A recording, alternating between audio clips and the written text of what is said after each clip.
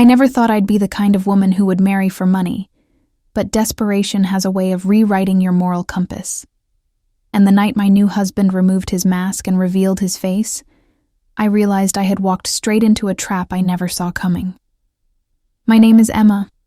I'm 26 years old, and I grew up in a modest neighborhood in Portland, Oregon, where my parents ran a small bakery that had been in our family for 3 generations. My father, David, was a gentle man with flour permanently dusted on his apron, and my mother, Sarah, had the warmest smile that could make anyone feel at home. My younger brother, Jake, was studying engineering at the local community college, and we were a close-knit family that valued hard work and integrity above everything else. Life wasn't luxurious, but it was honest, and I thought that would be enough until the day everything fell apart. It started 6 months before my wedding, on a rainy Tuesday morning in March when my father collapsed behind the counter while kneading dough. The ambulance came quickly, but the news from the hospital was devastating. Advanced pancreatic cancer, stage 4, and the treatment options were limited and expensive. The medical bills started piling up immediately, and our insurance barely covered a fraction of the costs. My mother tried to stay strong, but I could see the fear in her eyes every time another bill arrived. And Jake had to drop out of school to help at the bakery, while I picked up extra shifts at the restaurant where I worked as a waitress. We were drowning, and no matter how hard we worked, the debt kept growing, threatening to swallow everything my parents had built. If you're enjoying this story so far, please help this channel grow by clicking that subscribe button right now. We're working toward our goal of 1,000 subscribers, and your support means everything to us. Just hit that red subscribe button and join this community. 3 months into my father's treatment, we were nearly $200,000 in debt, and the bank was threatening to foreclose on both the bakery and our family home. I had applied for loans, started a fundraising campaign online, and even reached out to distant relatives, but nothing was enough. I felt like I was watching my family's entire world crumble, and I was powerless to stop it. That's when my mother's old friend, Margaret Chen, came to visit us at the bakery one afternoon. Margaret was an elegant woman in her 60s who had married into wealth and moved to the affluent neighborhood of Lake Oswego years ago. She sat across from me at one of the small tables, her designer handbag resting beside her, and she looked at me with a mixture of pity and calculation that made me uncomfortable. She asked about my father's condition, about our financial situation, and then she leaned forward and said something that would change my life forever. She knew someone who could help, but it would require a sacrifice on my part. Margaret explained that she had a longtime friend, Richard Thornton, who was a wealthy businessman in his 70s. According to her, Richard had made his fortune in real estate and investments, and he lived in a sprawling estate on the outskirts of Portland. He was recently widowed, and he was looking for a companion, someone young and presentable, who could manage his household and accompany him to social events. Margaret's voice dropped to almost a whisper when she told me that Richard was willing to pay off my entire family's debt and provide ongoing financial support if I agreed to marry him. The word marry hit me like a physical blow, and I immediately shook my head, but Margaret placed her hand over mine and told me to think about it carefully. She said Richard wasn't looking for romance or anything physical due to his age and declining health. He simply wanted companionship and someone to care for him in his final years. She made it sound almost reasonable, almost noble, like I would be providing a service while saving my family. I didn't give Margaret an answer that day, but her offer haunted me through sleepless nights as I watched my father grow weaker and my mother's face become more drawn with worry. Jake was working himself to exhaustion, and I felt the weight of being the eldest child crushing down on me. I researched Richard Thornton online and found very little information beyond some old business articles and a few photos from charity events where he appeared as a frail, elderly man who always wore a medical mask, which Margaret had explained was due to a compromised immune system from past health issues. In every photo, he was surrounded by people in expensive suits, and his eyes behind those glasses looked tired and distant. I told myself that this was a business arrangement, nothing more, and that I could endure a few years of companionship to save my family from ruin. 2 weeks later, I agreed to meet Richard Thornton at his estate. Margaret drove me there on a cloudy Saturday morning, and as we passed through the iron gates and up the long driveway lined with ancient oak trees, I felt like I was entering another world entirely. The mansion was enormous, with white columns and perfectly manicured gardens that looked like something out of a period film. A housekeeper named Mrs. Fletcher, a stern woman in her 50s with silver hair pulled back in a tight bun, greeted us at the door and led us through marble halls to a sitting room filled with antique furniture and oil paintings. Richard was seated in a leather chair by the window, his thin frame draped in an expensive cardigan, and he wore that medical mask that covered most of his face. His eyes studied me carefully as Margaret made the introductions, and when he spoke, his voice was hoarse and weak, muffled by the mask. Your support really helps us reach our goal of 1,000 subscribers. So, if you haven't already, please click that subscribe button now. It takes just 1 second, and it makes a huge difference to this channel. We're so close to hitting that milestone together. Richard's proposal was straightforward and businesslike. He would pay off all of my family's debts immediately, provide a monthly stipend for their living expenses, and ensure my brother could return to school.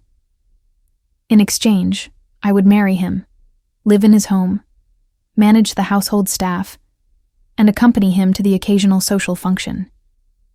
He made it clear that he expected nothing physical from me, that separate bedrooms would be maintained, and that the arrangement was purely practical given his age and health condition.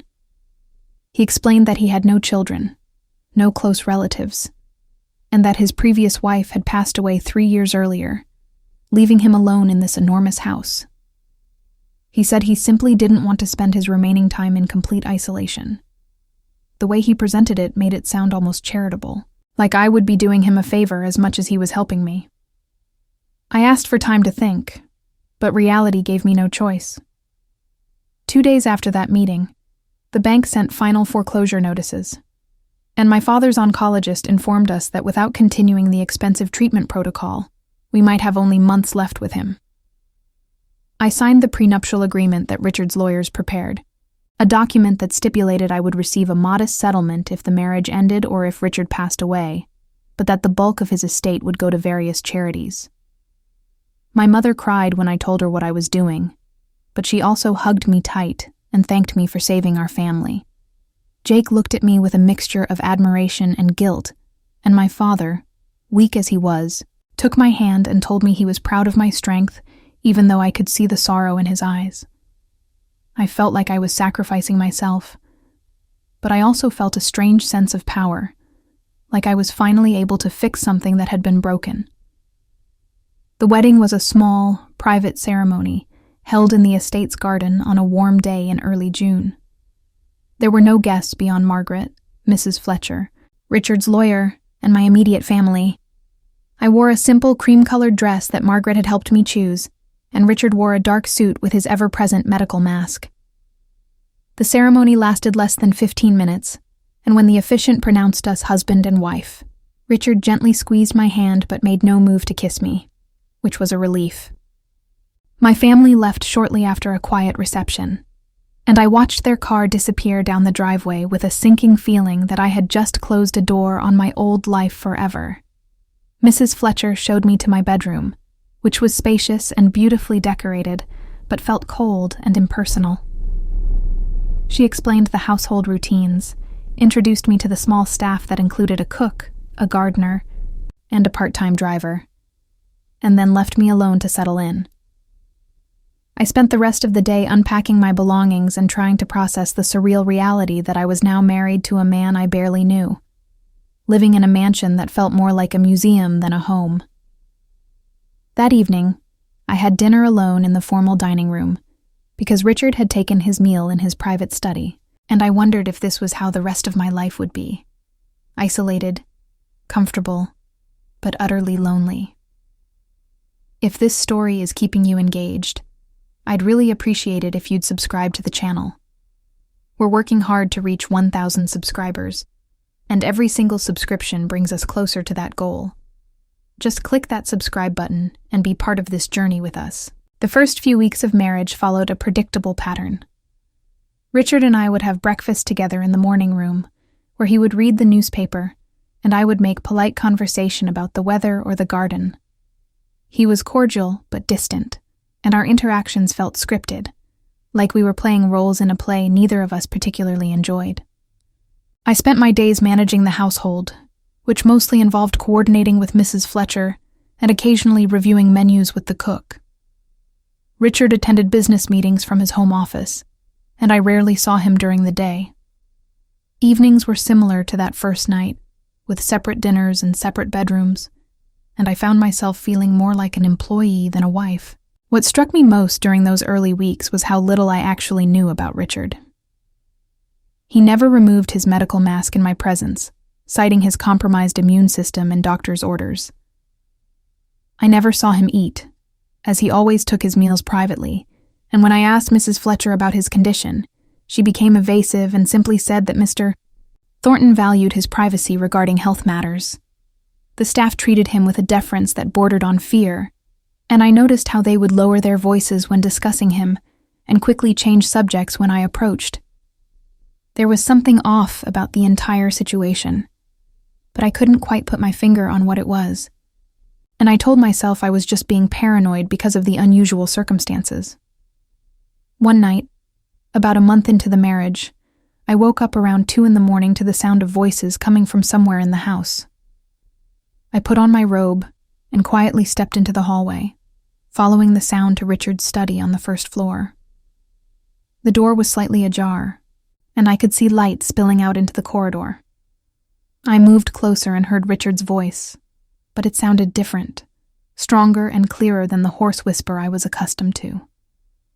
He was speaking to someone, though I couldn't hear another voice, and he seemed to be on the phone. I caught fragments of the conversation, something about investments maturing, the timeline moving forward, and then something that made my blood run cold.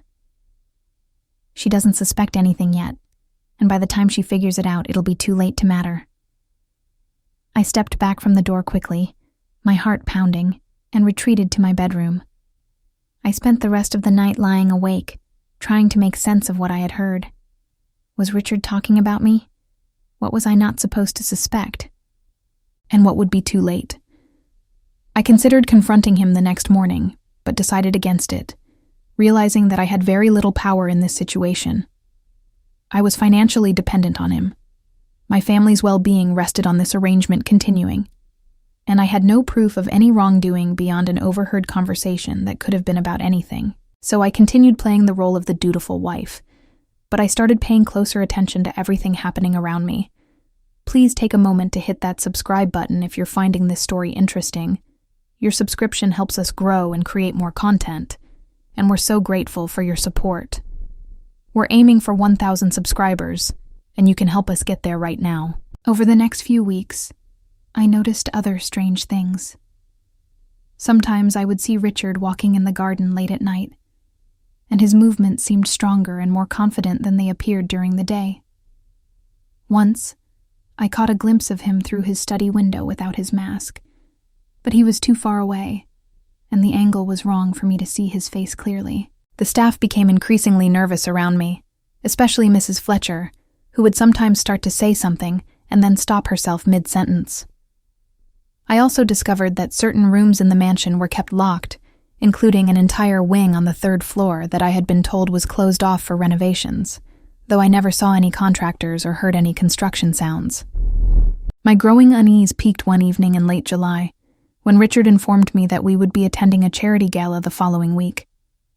It would be my first public appearance as his wife, and he wanted me to make a good impression on his business associates and friends. He had a designer come to the house to fit me for an appropriate gown, and Mrs. Fletcher helped me practice the social graces that would be expected of me. Richard emphasized that I should simply smile, be polite, and let him do most of the talking. He said some of his associates were aware of our arrangement, but that we should maintain the appearance of a normal marriage for the sake of propriety. The way he said it made me feel like a prop in whatever game he was playing.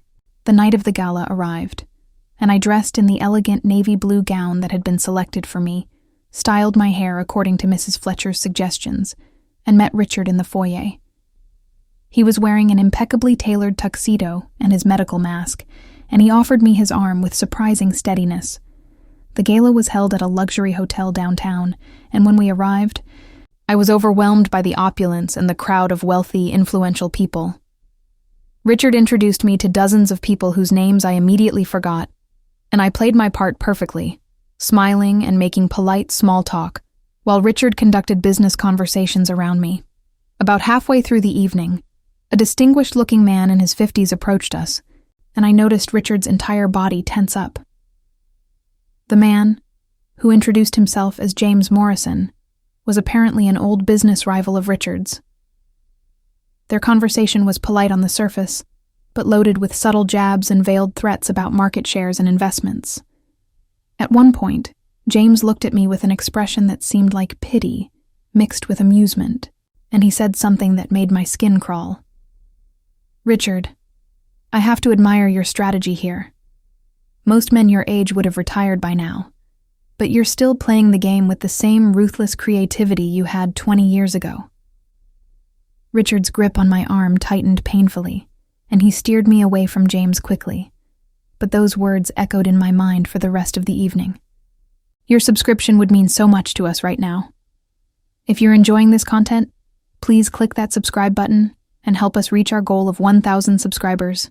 It's quick, it's free, and it really helps the channel grow. Thank you for being here. When we returned home that night, Richard retreated immediately to his study without a word, and I went up to my bedroom feeling more confused and unsettled than ever. I changed out of my gown and sat by the window, looking out at the darkened gardens and trying to piece together all the odd comments, strange behaviors, and cryptic conversations I had witnessed. Nothing about Richard made sense. If he was truly as old and frail as he appeared, how could he walk so steadily sometimes? Why did his voice change when he thought no one was listening? And what had James Morrison meant by calling me a strategy? I decided that night that I needed answers, and I was willing to take risks to get them. I started exploring the mansion more thoroughly, testing locked doors and looking for ways to access the closed-off third floor. I searched Richard's study when he was out for business meetings, though I was careful not to disturb anything or leave evidence of my snooping.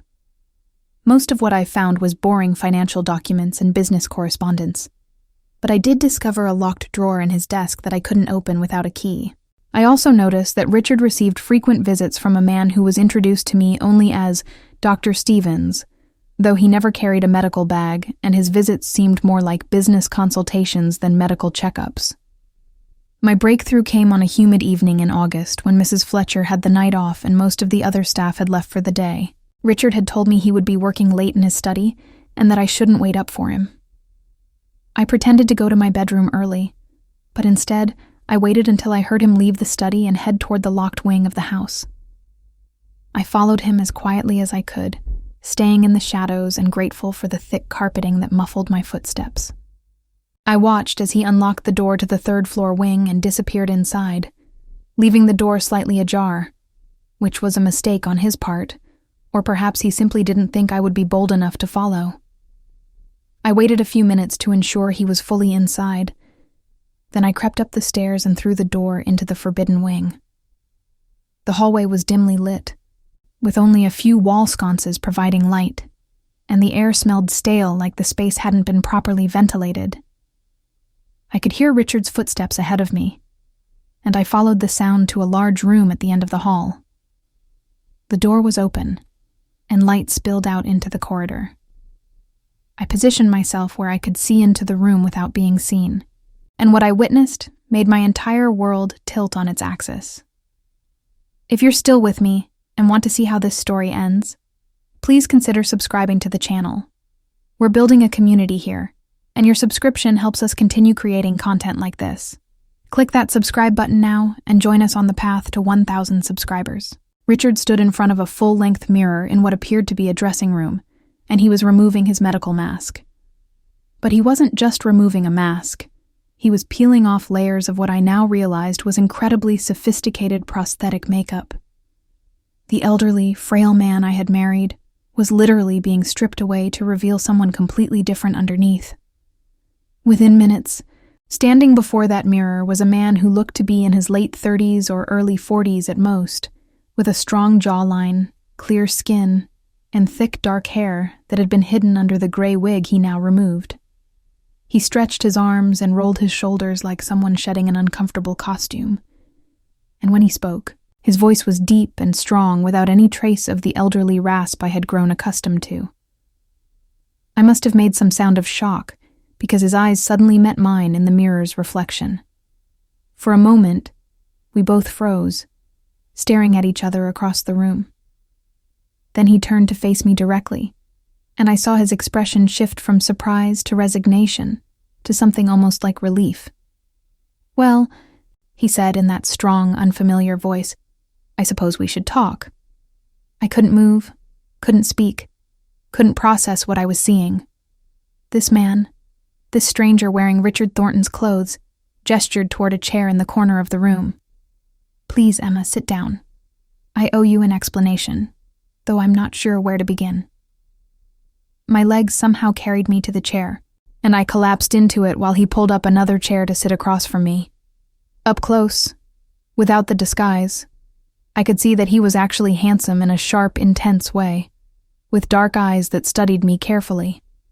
"My name is Richard Thornton," he began, "but I'm not the 75-year-old man you thought you married.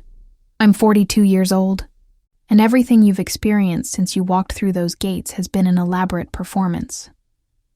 He went on to explain something so bizarre and calculated that I struggled to believe it even as I was looking at the evidence of it sitting right in front of me. Richard told me that he had inherited his father's real estate empire at the age of 35 when his father passed away.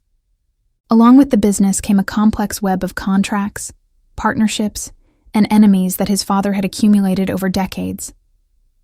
One of those enemies, James Morrison, the man we had seen at the gala, had been systematically trying to destroy Richard's business through hostile takeovers and market manipulation. Richard had discovered that several of his father's old business partners were actually in league with Morrison, waiting for an opportunity to strike. About 3 years ago, Richard had decided to fake his own aging and declining health as part of an elaborate long-term strategy to make his enemies underestimate him and grow complacent. Please help us grow by clicking that subscribe button if you haven't already. Your support means everything as we work toward 1,000 subscribers. Just one click makes all the difference, and we'd love to have you as part of this community. The performance Richard had been maintaining was incredibly detailed. He wore sophisticated prosthetics and makeup designed by Hollywood special effects artists. He adopted the voice and movements of an elderly man. He kept his appearances limited and always wore the medical mask in public, which helped maintain the illusion while also providing a convenient excuse for why people couldn't see his face clearly. He had spread rumors through his social circles about various health problems, and had even employed the fake Dr. Stevens to lend credibility to the story. The staff in the house were all paid generously to maintain the deception, and those who couldn't be trusted were kept away from his private spaces. The entire third-floor wing was essentially his real living quarters, where he could drop the act and be himself. "Why me?" I finally managed to ask, my voice barely above a whisper. "Why did you need to marry someone?" Richard leaned back in his chair and ran a hand through his hair, a gesture that looked completely natural now without the pretense of frailty. "Because my enemies were starting to question why a 75-year-old man was still living alone without any family support," he explained. "They were beginning to suspect the deception. I needed someone young and clearly not motivated by romance to marry me, someone who would reinforce the image of an old man so desperate for companionship that he would essentially buy a wife. It had to look pathetic and believable. Margaret, who's actually one of my business consultants rather than my mother's old friend, helped me find the perfect situation. A young woman in desperate financial straits who would have a clear, practical reason to enter into such an arrangement. The truth hit me like a physical blow. I had been cast in a role without my knowledge, a prop in an elaborate corporate espionage scheme. Everything about our marriage was a performance for an audience I didn't even know existed. Richard must have seen the devastation on my face because he quickly continued, But I did keep my end of the bargain. Your father's medical bills have been paid. Your family's home and business are secure, and your brother is back in school.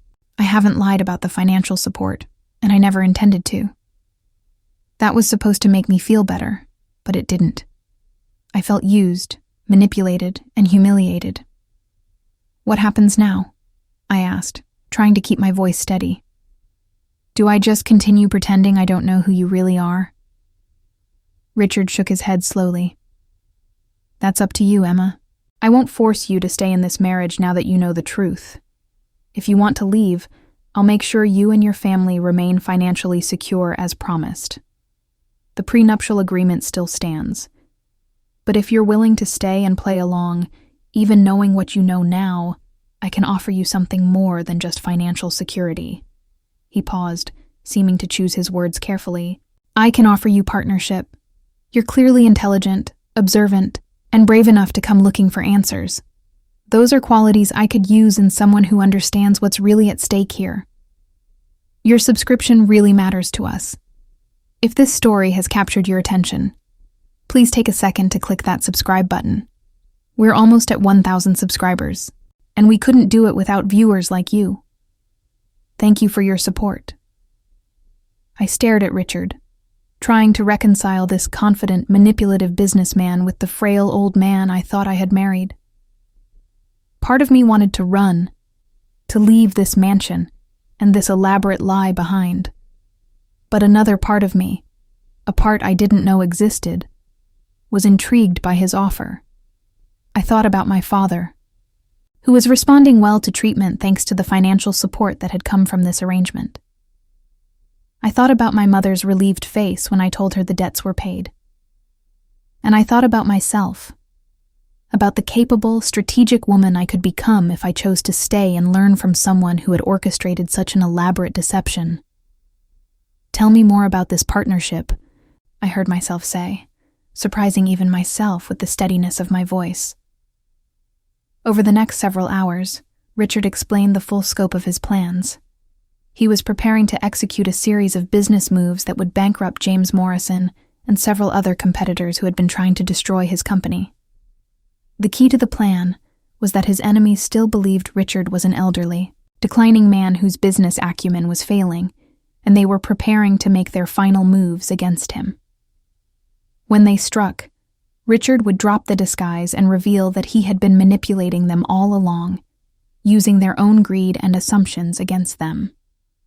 My role, if I chose to accept it, would be to continue playing the concerned young wife, while actually serving as Richard's eyes and ears in social situations where he needed intelligence about his enemies' plans. The proposal was insane, unethical, and thrilling in a way I had never experienced. Richard wasn't asking me to be a passive participant anymore. He was inviting me to be an active player in a high-stakes corporate game.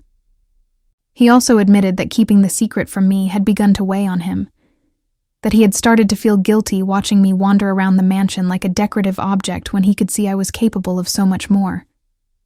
I know I've used you, he said quietly, and I know I don't deserve your trust or your help. But I'm offering you the choice now that I didn't give you before. Stay as a partner, or leave with your family secure. Either way, I'll respect your decision. I asked for time to think, and Richard nodded, offering me the use of his real living quarters on the 3rd floor since there was no point in maintaining the separation of bedrooms anymore. I spent the next 2 days barely leaving that wing of the house, sitting in a comfortable study area, and reading through the business documents Richard provided that explained the full situation with Morrison and the other corporate rivals. The more I learned, the more I understood the scale of what Richard was attempting, and the more I realized how carefully he had orchestrated every detail over the past 3 years. It was brilliant in a ruthless sort of way, and I found myself admiring the strategic mind behind it, even as I grappled with the ethics of the deception. If you're invested in finding out what Emma decides, please show your support by subscribing to the channel. We're working toward that goal of 1,000 subscribers, and every subscription helps us continue sharing stories like this one. Click that button now and be part of our growing community. On the 3rd day, I gave Richard my answer. I would stay, but on my terms.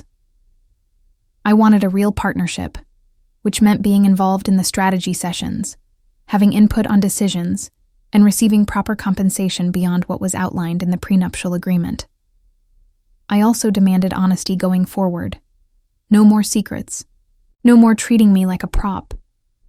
Richard listened to my terms and then surprised me by agreeing to all of them without hesitation. He even had his lawyers draw up a new agreement that outlined my role as a business consultant and partner, with a salary and profit-sharing arrangement that would make me financially independent, regardless of how the marriage ended. For the first time since I had walked through the gates of this mansion, I felt like I had some measure of control over my own life. The next few months were unlike anything I could have imagined. During the day, Richard maintained his disguise as the frail old man, and I played the dutiful young wife in front of the staff, and during our occasional public appearances. But in the evenings, in the third-floor wing that became our shared space, we were partners working on the most complex project I had ever encountered. Richard taught me about corporate strategy, market manipulation, and the psychology of negotiations. I attended meetings with him in secret, watching from behind two-way mirrors as he met with potential allies and enemies, learning to read body language and vocal cues. I was essentially getting a master's degree in business warfare, and I discovered I had a natural talent for it. We also, somewhat unexpectedly, became friends. The man behind the mask was intense and driven, but he was also funny in a dry, sarcastic way, and he respected intelligence and honesty above all else. We would spend hours debating strategy, arguing over different approaches, and eventually laughing at the absurdity of our situation. There was no romance between us. We both acknowledged that the foundation of our relationship was too strange and transactional for that, but there was genuine respect and partnership. Richard told me about his father's legacy and the pressure he felt to protect what had been built over generations. I told him about my own dreams that had been put on hold, my desire to be more than just a waitress working to keep her family afloat. We were both playing roles, both trapped by circumstances, and somehow that shared experience created an unexpected bond. The endgame began to unfold in early November, when James Morrison and his consortium of investors made their move. They launched a hostile takeover attempt of Richard's company, backed by massive capital and supported by several of Richard's own board members, who they had secretly turned. In any normal scenario, their attack would have been devastating, possibly terminal for the company. But Richard had been preparing for this exact moment for 3 years. And what Morrison didn't know was that Richard had been quietly restructuring the company's assets, securing loyal allies, and documenting every illegal and unethical move his enemies had made, while they thought he was too old and incompetent to notice. Please help us hit our goal by subscribing to the channel if you haven't yet. We're so close to 1,000 subscribers, and your support makes all the difference. Just click that subscribe button and join us in this journey. The counterattack was swift and brutal. Richard dropped his disguise in a dramatic board meeting that I attended as his partner, rather than his decorative wife. I'll never forget the looks on everyone's faces when the frail old man they had been dismissing for years stood up straight, removed his prosthetics, and revealed himself to be a vigorous middle-aged man who had been playing them all.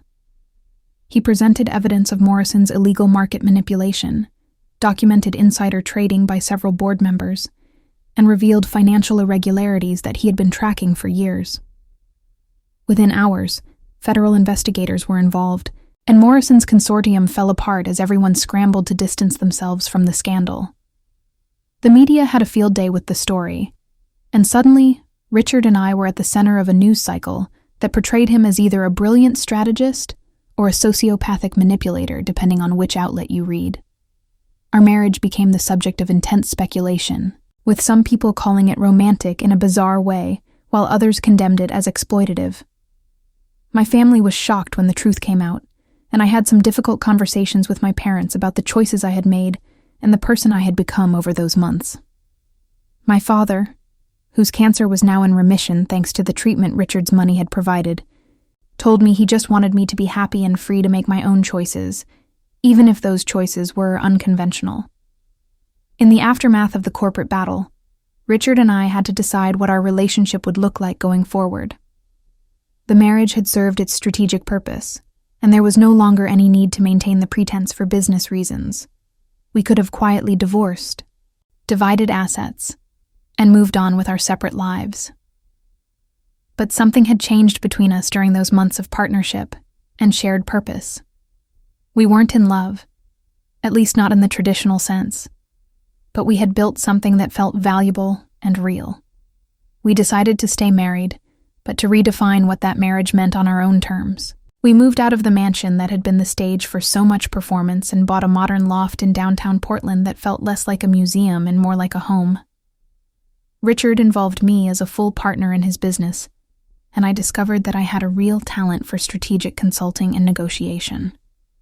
We maintained separate spaces within our shared life, and we were honest about the fact that our relationship was built on partnership and mutual respect, rather than romance. Some people understood, and many people didn't. But we stopped caring about outside opinions and focused on building something that worked for us. If this story has resonated with you, I'd be so grateful if you would subscribe to the channel. We're working hard to reach that milestone of 1,000 subscribers, and your support truly matters. Click that subscribe button now and be part of what we're building here.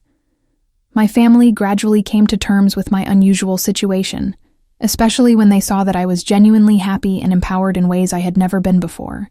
My brother Jake graduated from engineering school and got a job with one of Richard's subsidiary companies, not because of nepotism, but because he genuinely earned it.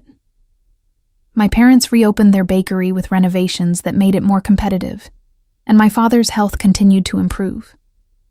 Our family dinners became less awkward as everyone realized that my marriage, strange as it was, had actually given me opportunities to grow and thrive that I never would have had otherwise. Looking back now, almost 2 years after that shocking night when I discovered Richard's true face, I recognize how much I've changed. The desperate young woman who agreed to marry a stranger to save her family feels like a different person entirely. I've become someone who understands power dynamics, who can negotiate complex deals, and who isn't afraid to take calculated risks. Yes, I was manipulated into a role I didn't understand. And yes, the foundation of my marriage was built on deception and financial desperation. But somewhere in that strange, ethically questionable situation, I found my own strength and agency. I chose to stay not because I had to, but because I wanted to. I chose to become a partner rather than a victim, and I chose to build something new out of circumstances that could have destroyed me. Richard and I often talk about the nature of our relationship and whether what we have could be called a real marriage. We've concluded that marriage means different things to different people, and that there's no universal template we have to follow. Our partnership is based on transparency, mutual benefit, and genuine respect that grew from an incredibly dishonest beginning. We're both aware of the irony, and we're both okay with it. We're not selling anyone a fairy tale or pretending to be something we're not. We're just two people who found an unconventional way to build a life together. The experience has taught me that desperation can lead you into situations you never imagined, and that those situations can transform you in unexpected ways. It's taught me that people are rarely who they appear to be on the surface, including myself. It's taught me that power dynamics in relationships are complex, and that sometimes the person who seems to have all the power is actually the one who needs something desperately too. Richard needed me to validate his performance, to make his disguise believable, to be the final piece in his elaborate game. I needed him to save my family and give me opportunities I couldn't access on my own. We used each other, but we also ultimately gave each other something valuable. Before we wrap up, I want to thank you for listening to my story, and I hope you'll take a moment to subscribe to this channel. We're building something special here, and with your help, we can reach that goal of 1,000 subscribers. Your subscription takes just a second, but it means the world to us. Please click that subscribe button right now. I won't pretend that what happened to me is an ideal situation, or that I'd recommend anyone follow a similar path. The ethics of Richard's deception are questionable at best, and my decision to participate once I knew the truth puts me in morally ambiguous territory as well. But life rarely presents us with clear-cut choices between right and wrong. More often, we're faced with complicated situations where we have to weigh our values against our needs, our principles against our survival, and our ideals against the reality of the world we live in. I made the choices that felt right for me and my family at the time, and I've lived with the consequences of those choices, both good and bad. One of the most unexpected outcomes of this entire experience has been my relationship with Margaret Chen, who turned out to be much more than just a family friend or business consultant. After the truth came out publicly, Margaret sat down with me over coffee one afternoon and apologized for her role in deceiving me. She explained that when Richard had asked her to find someone suitable for his plan, she had carefully researched dozens of young women in desperate situations before approaching me. She chose me specifically because she saw something in my background that suggested I was resilient, intelligent, and capable of handling more than I might realize. She said she had hoped that once I discovered the truth, I would choose to stay and become a true partner rather than a victim. It was manipulative, absolutely, but it was also strangely insightful, and I found myself forgiving her because she had ultimately been right about me. Margaret became a mentor to me in the business world, teaching me things that Richard couldn't because his perspective was so different from mine. She helped me understand how to navigate rooms full of powerful men who would underestimate me, how to use people's assumptions about young women to my advantage, and how to build my own network of allies and contacts independent of Richard's. She introduced me to other women who had built unconventional lives and careers, and through those connections, I began to see my situation not as something to be ashamed of, but as something that had given me access to a world I never could have entered otherwise.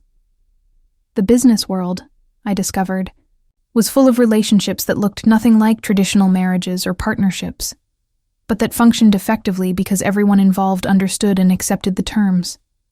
I met couples who maintained separate lives while supporting each other's careers, business partners who presented themselves as romantic couples for convenience, and families that had been formed through calculated alliances rather than love.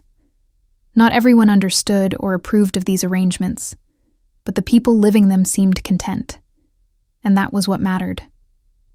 I stopped judging my own situation by conventional standards and started evaluating it based on whether it was working for me and whether I was growing into the person I wanted to become. If you're still listening, and this story has given you something to think about, please consider subscribing to help us reach 1,000 subscribers. Your support enables us to keep sharing these kinds of real, complex stories. Just hit that subscribe button and join our community. About 8 months after the public revelation, Richard and I attended another charity gala, but this time the dynamic was completely different. I wasn't playing the role of the decorative young wife anymore. I was there as Richard's business partner, wearing a sharp designer suit instead of a gown, and I spent the evening networking independently while Richard handled his own conversations.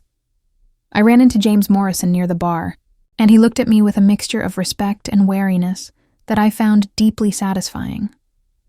He acknowledged that he had underestimated both Richard and me, and while he clearly wasn't happy about losing the corporate battle, he seemed to have accepted defeat with some degree of grace.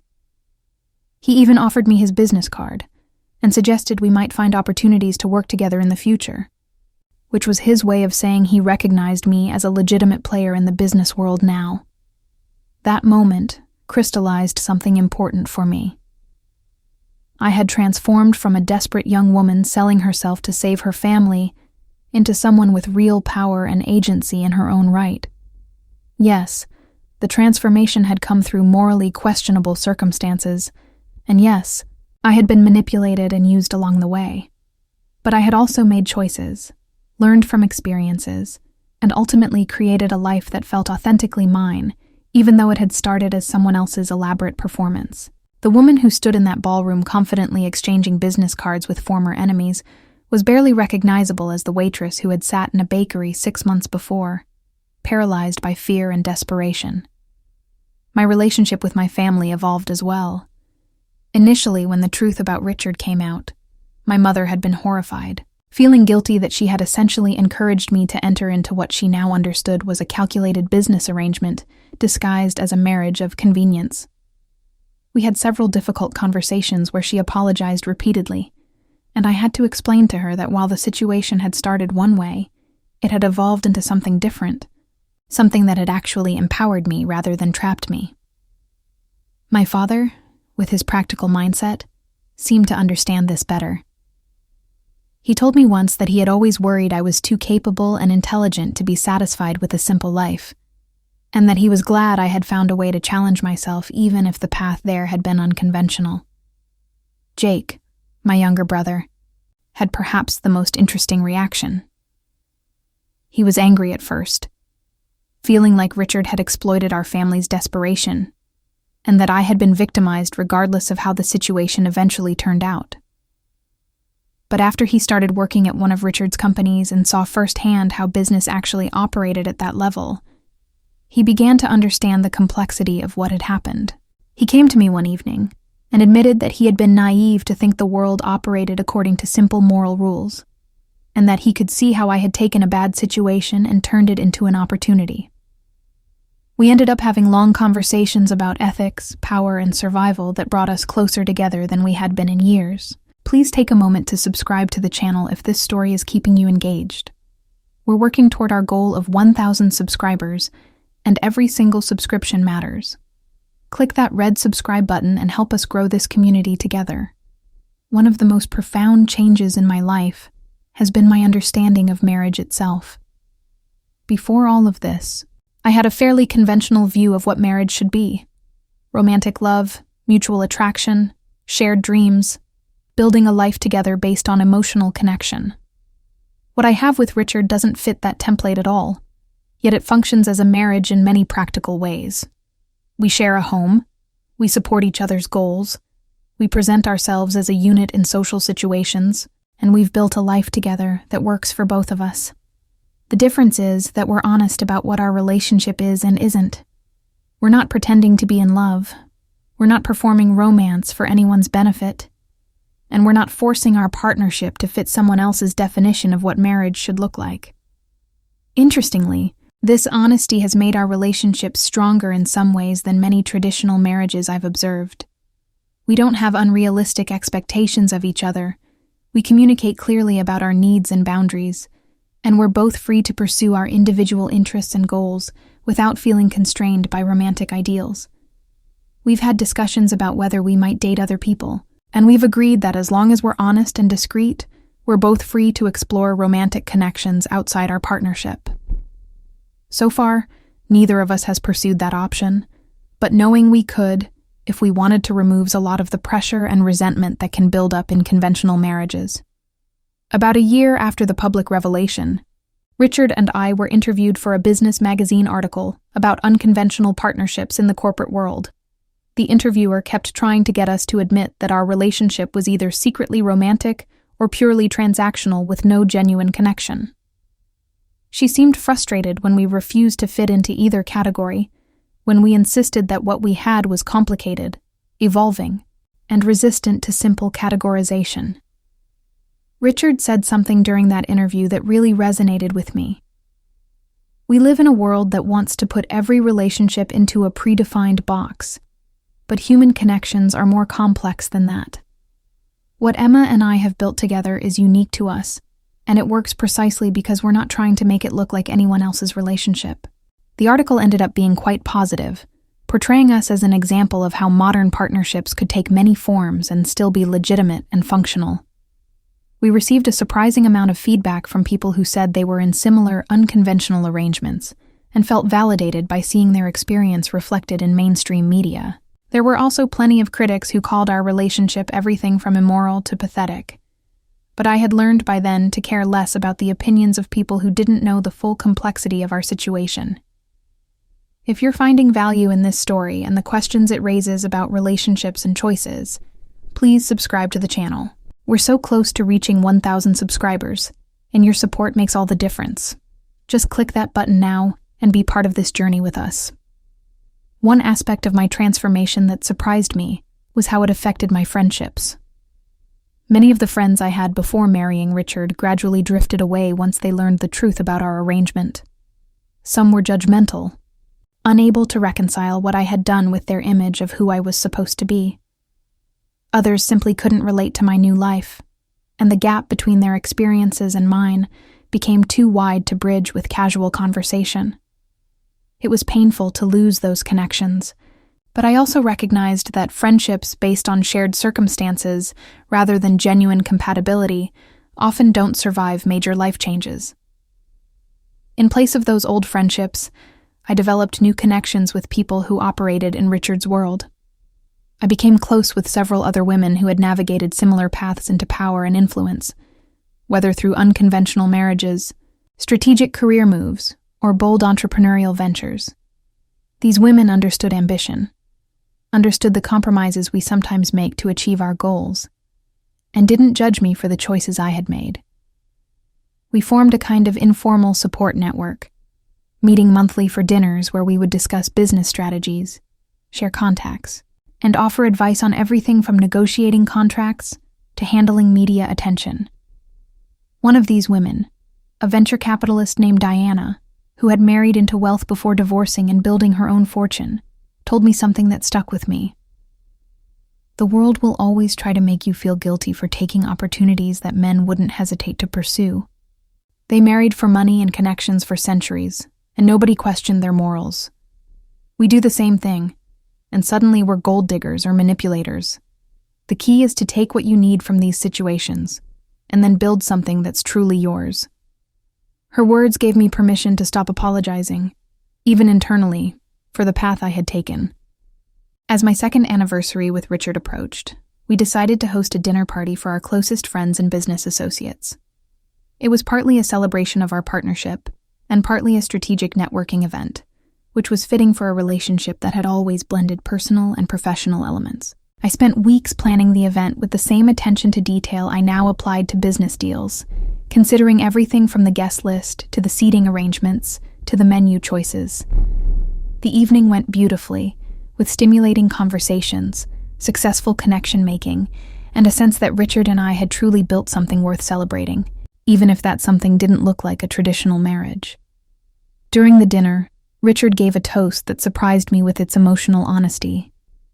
He spoke about how he had started our arrangement as a purely strategic move, thinking of me as a means to an end, but that he had come to value our partnership as one of the most important relationships in his life. He acknowledged that he had manipulated me initially, and that he would always carry some guilt about that. But he also said that watching me grow into my power and claim your own space in the business world had been one of his greatest satisfactions. It wasn't a declaration of love, but it was a genuine expression of respect and appreciation that meant more to me than romantic sentiments would have. Your subscription would really help us right now. If this story has kept you listening all the way through, please show your support by clicking that subscribe button.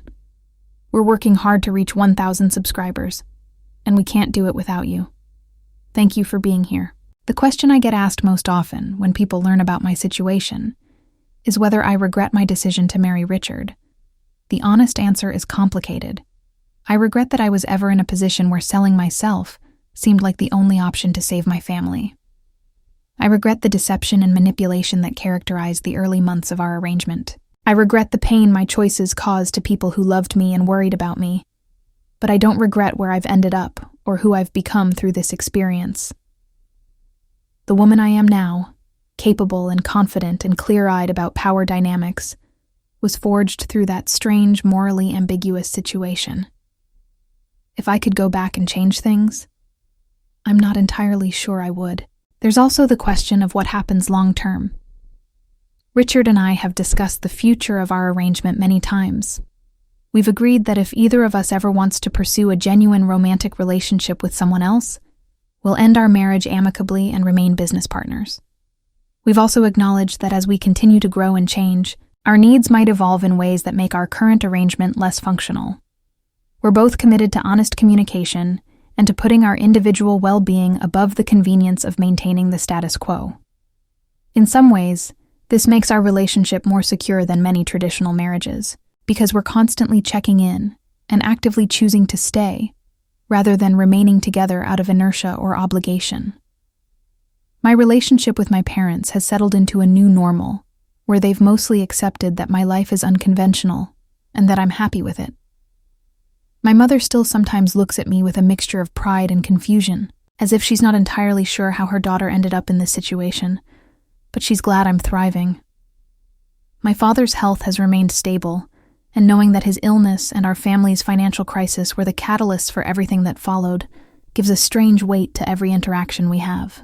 Sometimes I look at him across the dinner table and think about the chain of events his illness set in motion, how desperation opened a door I never would have walked through otherwise, and how that door led to a completely different life than I had imagined for myself. Jake graduated and has been building his own career with a determination that I recognize as partly inspired by watching my transformation. He's told me that seeing me take control of a bad situation and turn it into opportunity taught him to be more strategic and ambitious in his own life. He's also become more comfortable with moral ambiguity, understanding that the world rarely offers clear choices between right and wrong, and that sometimes you have to navigate gray areas to achieve important goals. In an unexpected way, my strange journey has influenced his development in positive ways, even though he initially saw it as something tragic. If you've made it this far in the story, I really hope you'll consider subscribing to the channel. We're building a space for complex, real stories that don't shy away from difficult questions, and your subscription helps us continue doing that. Please click that subscribe button now and help us reach our goal of 1,000 subscribers. Looking back on the night I discovered Richard's true identity, I remember the shock and betrayal I felt in that moment. But I also remember the strange excitement that came afterward when he offered me partnership. That moment was a turning point where I could have chosen to be a victim of his manipulation, or I could have chosen to become an active player in a game I hadn't known I was playing. I chose the latter, and that choice has defined everything that followed. It was empowering to realize that even in a situation where I had been deceived and used, I still had agency, I still had choices, and I could still shape the outcome in my favor. The experience has fundamentally changed how I think about power and agency in relationships. I used to believe that power was something you either had or didn't have, that you were either in control or being controlled. Now I understand that power is more fluid and negotiable than that. Even when someone has structural advantages over you, whether financial, social, or informational, you still have choices about how to respond, how to position yourself, and how to leverage whatever assets you have. Richard had money and information when I first married him, but I had something he needed too, even if neither of us fully recognized it at the time. Once I understood my own value in the equation, I could negotiate from a position of strength rather than desperation. This understanding has served me well in my business career. I've learned to walk into negotiations knowing exactly what I bring to the table and what I'm willing to accept in return. I've learned to recognize when someone is trying to manipulate me and to decide consciously whether to let them think they're succeeding while I pursue my own agenda. I've learned that there's power in being underestimated, in letting people think you're less capable or aware than you actually are. Richard taught me these lessons through his own elaborate deception, and I've applied them in ways he probably didn't anticipate. One of the most interesting developments in recent months has been the evolution of my personal identity, separate from my role as Richard's wife and partner. For a while, those two things were so intertwined that I wasn't sure who I was outside of that relationship. But gradually, I've been building my own reputation, my own network, my own projects that have nothing to do with Richard or his business interests.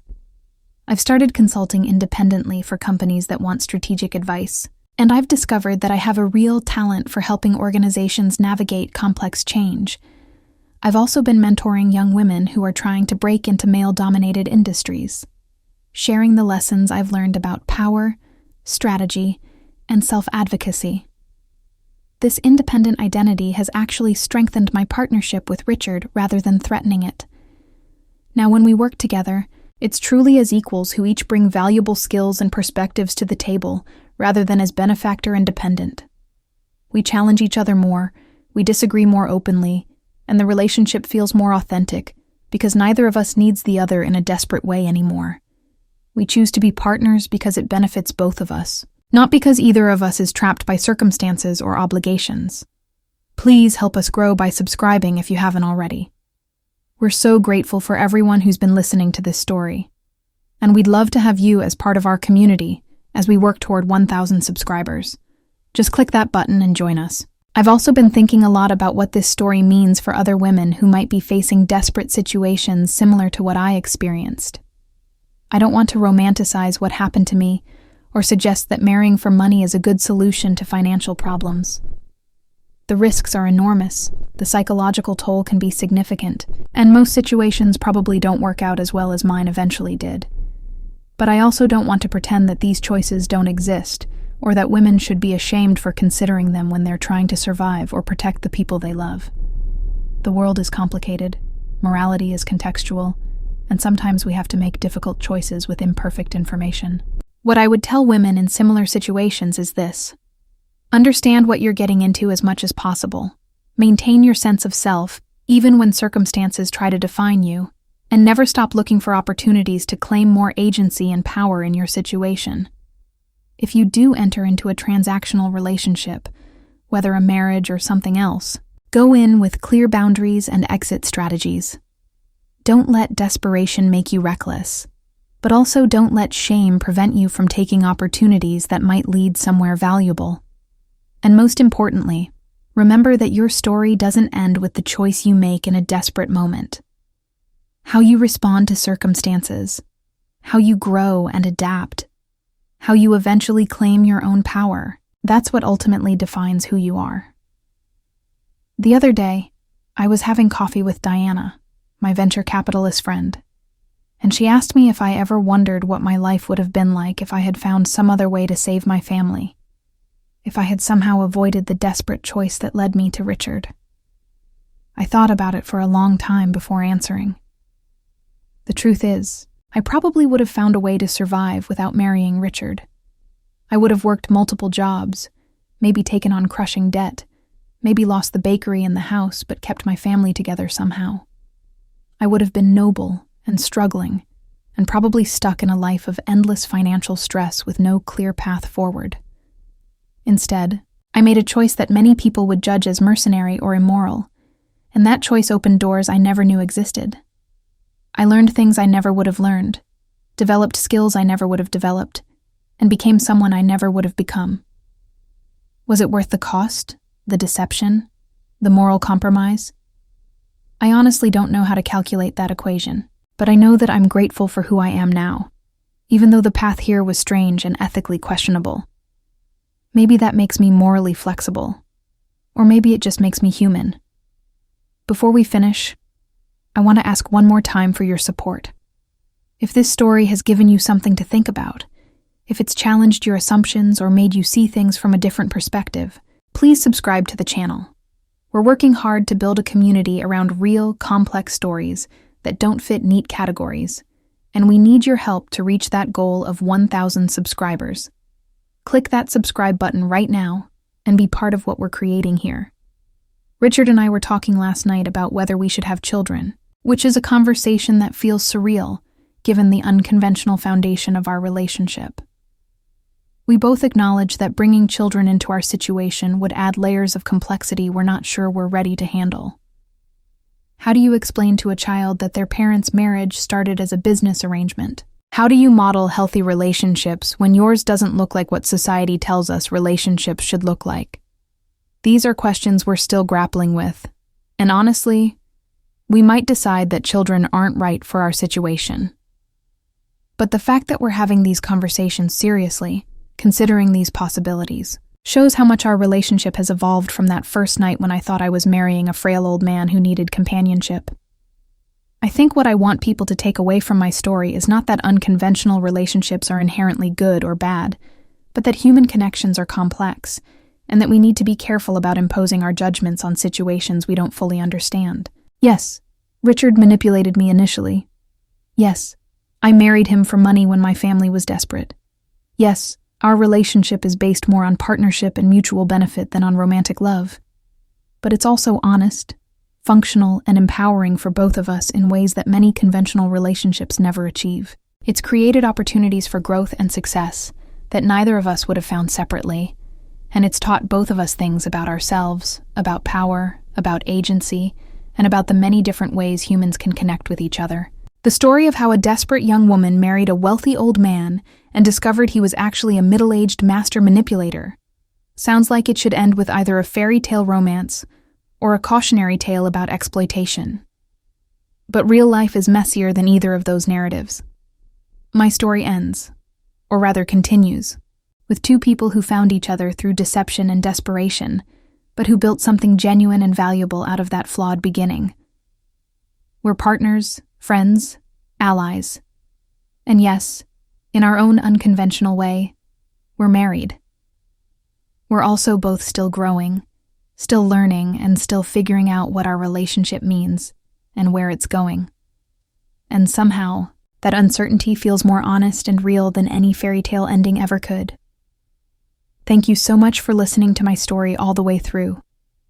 If you found it interesting, thought-provoking, or just engaging enough to keep you listening this long, I'd be incredibly grateful if you would subscribe to this channel.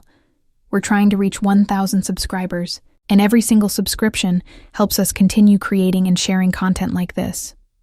Please take just a moment to click that subscribe button and be part of our growing community.